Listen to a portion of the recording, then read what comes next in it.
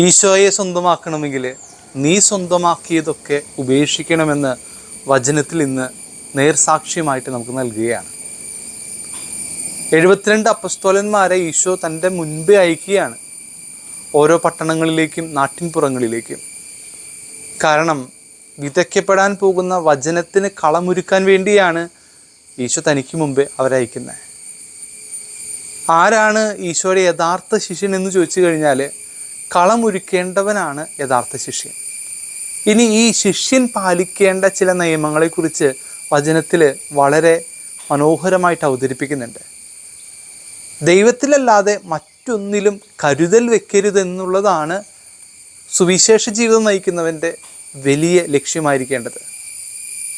2 വടിയോ ചെരുപ്പോ വസ്ത്രമോ ഒന്നും കരുതലായിട്ട് നീ കൂടെ കൊണ്ട് നടക്കരുതെന്ന് ഈശോ ഓർമ്മിപ്പിക്കുന്നതിൻ്റെ കാരണം മറ്റൊന്നാണ്.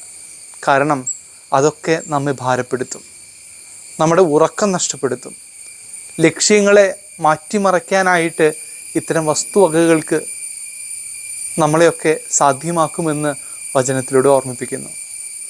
സ്നേഹമുള്ളവരെ, ദൈവം കരുതലാകട്ടെ.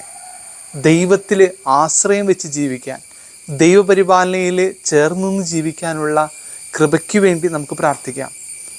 ഓരോ കുഞ്ഞും അവൻ്റെ മാതാപിതാക്കളോട് ചേർന്ന് നിന്ന് മാതാപിതാക്കളെ ആശ്രയിച്ച് ജീവിക്കുന്നത് പോലെ അങ്ങനെ ദൈവത്തിൽ ആശ്രയിച്ച് ജീവിക്കുന്ന ഒരു കുഞ്ഞിൻ്റെ മനോഭാവത്തിലേക്ക് വളരാൻ, നമ്മളെ ഭാരപ്പെടുത്തുന്നതൊക്കെ ഒഴിവാക്കാൻ, അങ്ങനെ ദൈവത്തെ സ്വന്തമാക്കിക്കൊണ്ട് ജീവിക്കാനുള്ള കൃപയ്ക്ക് വേണ്ടി നമുക്ക് പ്രാർത്ഥിക്കാം.